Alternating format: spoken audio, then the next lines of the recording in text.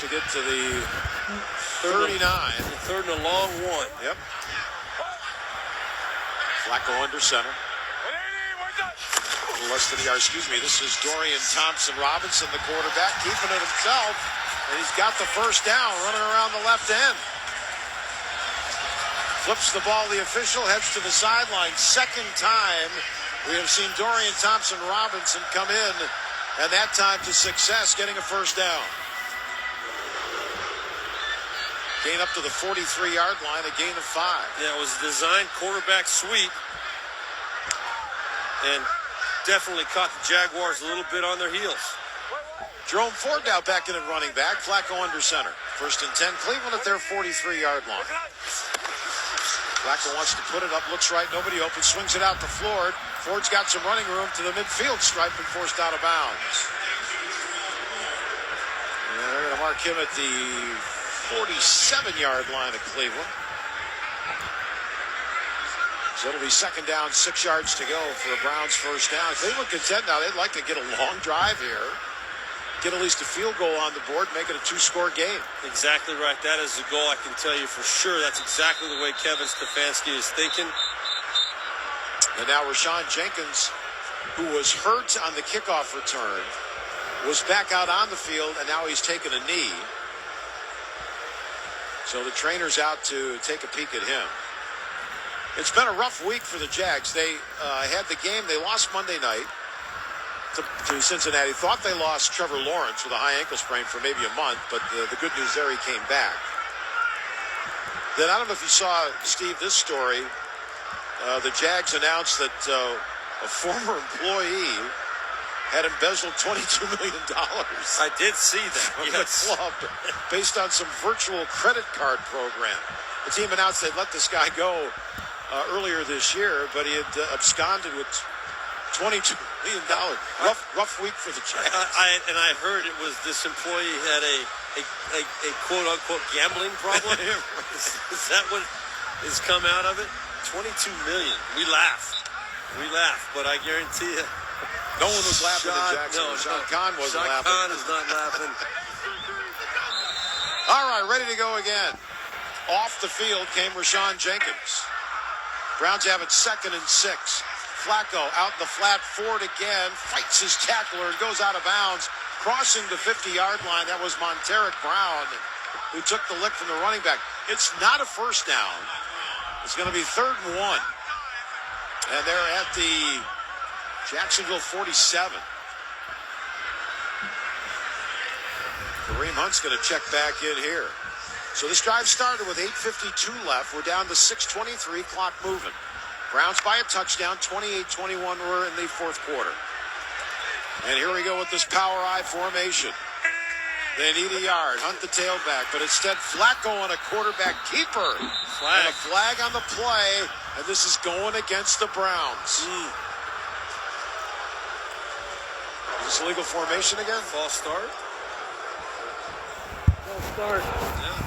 Offense number 66, 5-yard penalty, 3rd down. That's the 3rd time for James Hudson, number 66. Yeah, I mean, how they see that that quickly, because it was literally a fraction of a second that Hudson was early. But those referees were all over. He definitely was. He moved early. They call it now. Cleveland's looking for a 3rd and 6. Ball back at the 47 on Cleveland's side of the 50. 3rd down 6. Flacco will work out of the shotgun. 2 wides near side left. They're bringing some heat. Flacco back to throw. Tosses it short. Oh, he had David Bell open. And just not a great throw. Bell would have had a first down. But instead, the punting unit will come on. So Jacksonville eventually comes up with a stop. They did. And as you said, Bill, David Bell was virtually uncovered. And there were 2 receivers, Amari Cooper and Bell, in the area, and only 1 defender who was not assigned to Bell. And, Joe Flacco's got to make that throw. Bacores will punt. Parker Washington back deep. Oh, boy. And now we got Jacksonville jumping. And that's It's not going to be a first down. No, but it's going to put him at 4th and 1. 5-yard penalty. Fourth down. It's going to be 4th and 3. Or excuse me, about 4th and a yard and a half, maybe? Yeah. And here comes the offense back on the field.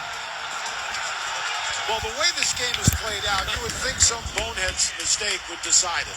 And we've had a lot of mistakes in this game. And there's many that you could call a bonehead type of mistake, too. Which one is going to determine this ball game? We'll see. All right, so they're going with the big beef unbalanced line here for Cleveland. It's going to be 4th down, a little more than a yard. I question this, though, again, because you could pin Jacksonville deep in their own end of the field if you don't get this. Handoff. Kareem Hunt got the first down by a yard. He got submarined and gets up slowly because he took a shot, but was able to fall forward to the 45-yard line, the first down. So what a huge mistake by the Jags special teams.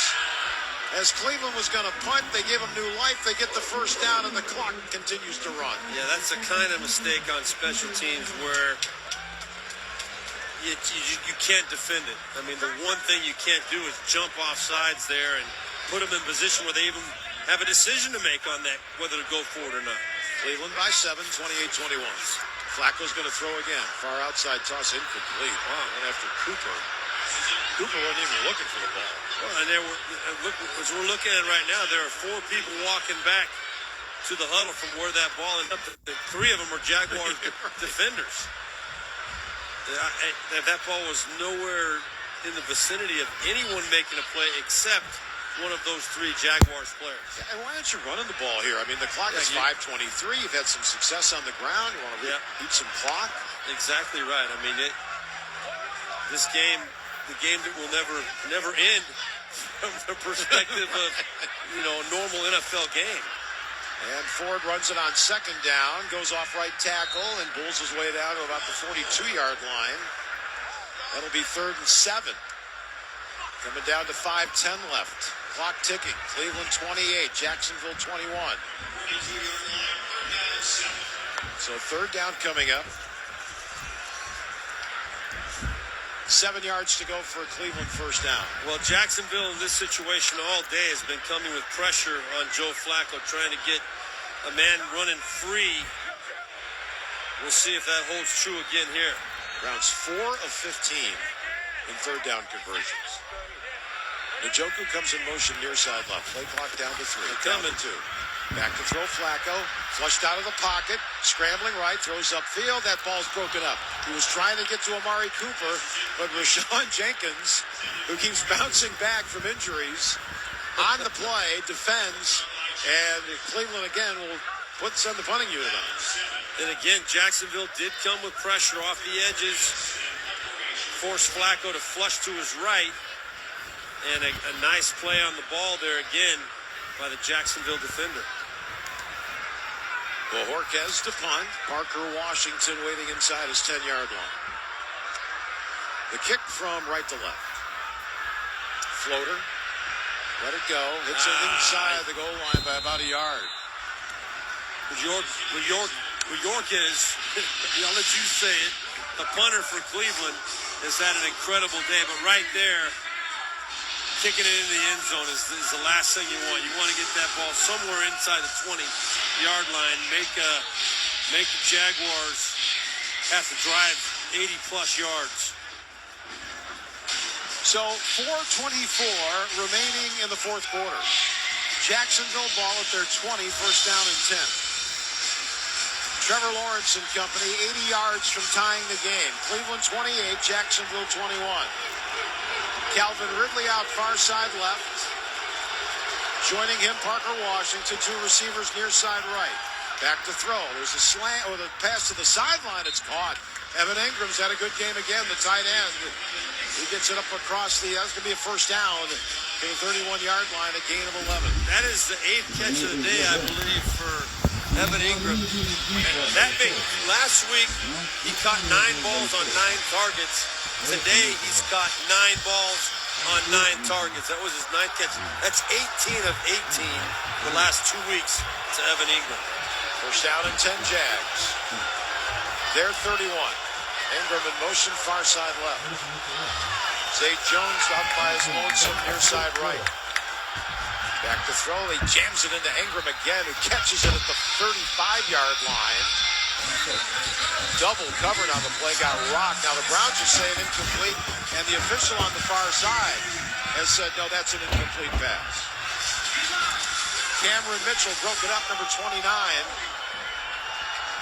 And they heard you talking, Steve, so yeah, there's there a you target and a miss. They've never had complete control of the football. Second and 10, Jacksonville at their 31.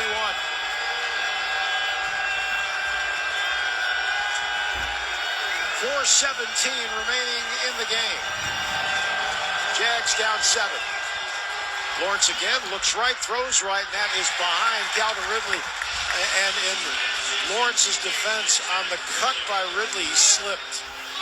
So he tried to regain his balance, and they didn't hook up. Exactly right. Threw the timing off. Ridley coming out of that break. It was the same exact route they had connected on just a few plays earlier. And that time not to be because of the stumble by Ridley. Jags are 5 of 14 in third down conversions. None bigger than this. Third down and 10 from their 31. Down 7 with 4:14 left in the game.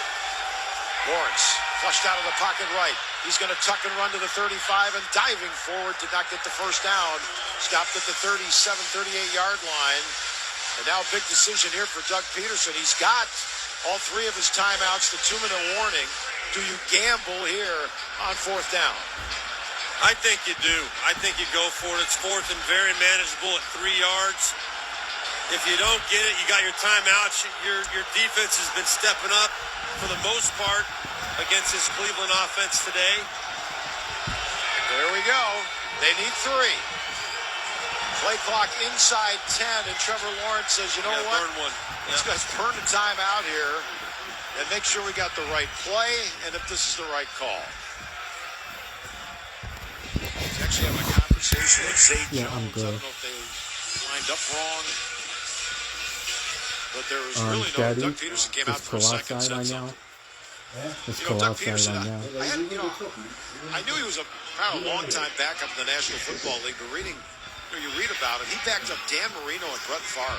Right. 13 years as a quarterback in the NFL. It doesn't pales in comparison to your record. Well, in the NFL. You started probably a lot more games than Peterson. I mean, you were